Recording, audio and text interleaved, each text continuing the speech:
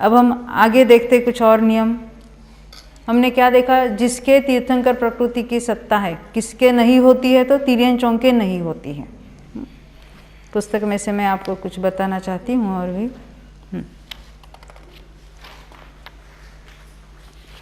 क्योंकि प्रत्येक गुणस्थान के भी सत्व असत्व हम बाद में देखेंगे, उसके पहले ये कहाँ ये सत्व की बात है, नियम है। तो भोग भूमि के मनुष्यों को तीर्थंकर प्रकृति की सत्ता होगी कि नहीं होगी? होगी। भोग भूमि के मनुष्यों को तीर्थंकर प्रकृति की सत्ता होगी कि नहीं होगी? नहीं हो सकती, नहीं हो सकती। तीर्थंकर प्रकृति बांधने वाला या तो देव में जाएगा या नरक में जाएगा, या तो उसी भव में मोक्ष जाएगा उसके, और भोग भूमि वाला भवन उसके नहीं होता। जैसे क्षायिक समय दृष्टि के होता है, वैसे तीर्थंकर प्रकृति बांधने वाले को भोग भूमि का भव नहीं होता। मैंने पहले बताया था, जिसने मनुष्यायु का बंध किया है, जिसने तिर्यंचायु का बंध किया है, ऐसा जो मनुष्य है वो तीर्थंकर प्रकृति का बंध प्रारंभ नहीं कर सकता। तो पहले नक्की करो तीर्थंकर प्रकृति का बंध करना है कि यहाँ से विदेह में जाना है। सब लोग यहाँ से मरकर विदेह में जाना चाहते डायरेक्ट। कौन से विदेह में? महाविदेह। कौन से महाविदेह? विदेह तो 170 है, 160 है विदेह। हाँ, सिमंदर स्वामी के पास जाना है। हाँ?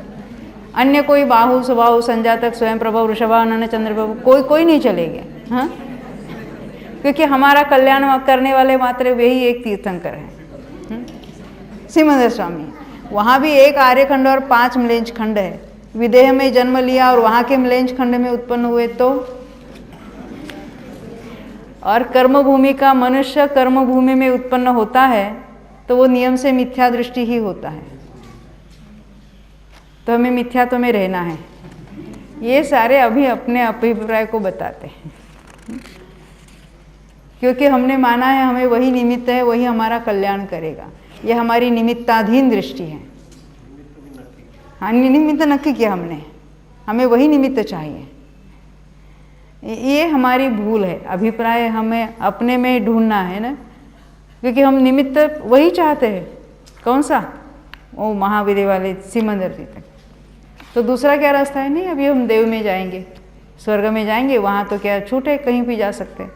फिर वहाँ से हम समोचरण में जाएंगे, तीर्थंकर का उपदेश सुनेंगे। बात सही है ना? इसमें तो कोई रुकावट नहीं है ना। यहाँ थोड़ी अनुकूलता छोड़कर, धंधा पानी छोड़कर हम स्वाध्याय में नहीं आते, शिविर में नहीं आते, और वहाँ कितनी अनुकूलता है। हाँ? सबको छोड़कर वो तीर्थंकर के समोचरण में जाएंगे। नंदनवन घूमेंगे कि कहाँ, वहाँ चले जाएंगे, क्योंकि असंख्यात द्वीप समुद्रों में घूमने की छूट है उनके, कहीं भी जा सकते हैं। देव जाएंगे सर्वत्र घूमने को कि वहाँ जाएंगे?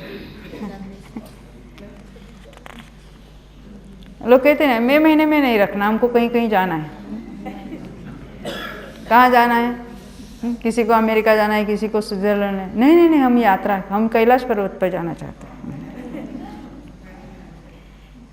वहाँ क्या है? वहाँ तो सिद्ध क्षेत्र है ना, जहाँ से निर्वाण पाया। परंतु हम भी वही दिखा रहे हैं। वहाँ तो किस क्षेत्र में से निर्वाण पाया वो तो, और वहाँ कितनी तकलीफ होती है। क्यों, आप जाके आए ना कैलाश मानसरोवर में, पता है कितनी कितनी तकलीफ झेलते हैं।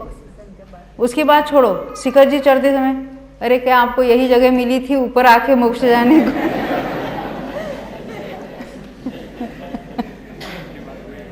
फिर भी कैसे भी करके डोली में बैठ के या कैसे भी चढ़ के आते हैं एक बार, क्योंकि एक बार बंदे जो कोई ताके नरक पशु गति नहीं, हमने सुन रखा है, गा रखा है।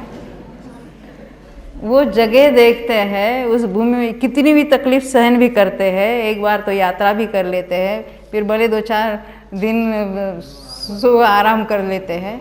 हम भी वही दिखाना चाहते हैं। लोग कहते कितनी तकलीफ होती, कितनी तकलीफ होती, कुछ नहीं समझता है इतनी कर्मों की बात। अरे किन कर्मों का नाश करके इन्होंने सिद्ध पद प्राप्त किया है, और वो कहाँ कहाँ कितना बंद होता है, कहाँ उदय होता है, कहाँ सत्व होता है, कहाँ उसका क्षय करते हैं, किस विधि से क्षय करते हैं।